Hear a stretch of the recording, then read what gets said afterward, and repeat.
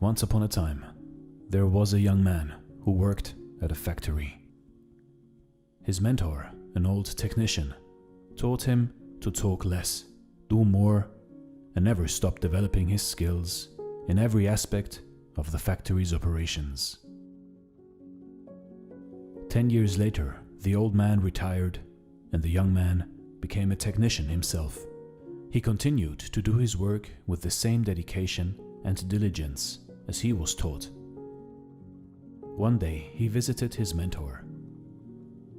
The old man saw that he seemed unhappy and asked what was troubling him. The young man sighed and poured his heart out. "I have been following your instructions exactly all these years.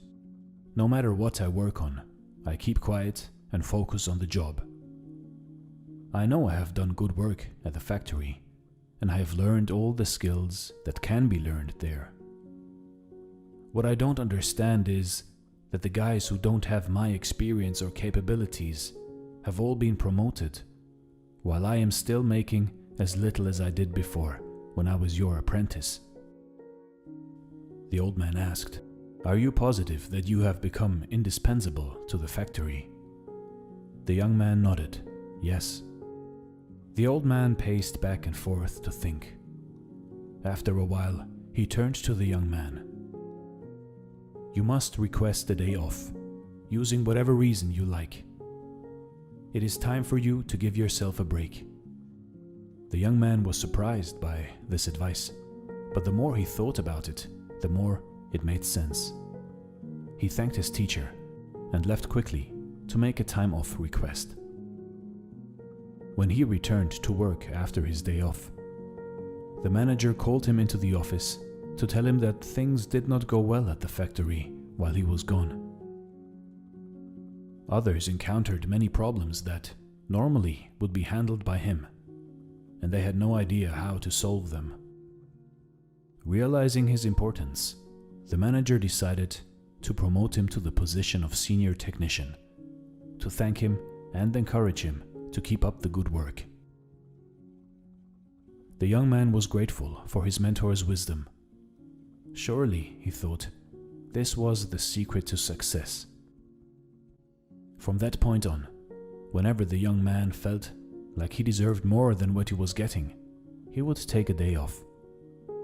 When he came back the next day, the situation would improve to his satisfaction. This pattern continued for months. One day, the young man found that he was blocked from going into the factory. Much to his shock, he found out that his employment was terminated.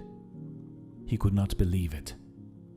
Not knowing what else to do, he went back to see his mentor to try to figure out how things had gone so wrong. "Why did I lose my job?" he asked with wounded pride. "Did I not do everything as you instructed?" "Actually, you did not, because you heard only half the lesson," the old man shook his head. "You understood right away that no one pays any attention to a light bulb that is always on. It is only when it goes off that people suddenly take notice and realize they've been taking it for granted. You were so eager to apply this understanding that you left before hearing the second half." Second half? It began to dawn on the young man that perhaps he made a big mistake. What was the second half? The mentor spoke slowly to make his point. The second half, more important than the first, is the realization that if a light bulb goes off frequently, then sooner or later it will be replaced with one that is more reliable. Who wants a light bulb that no one can count on to provide illumination?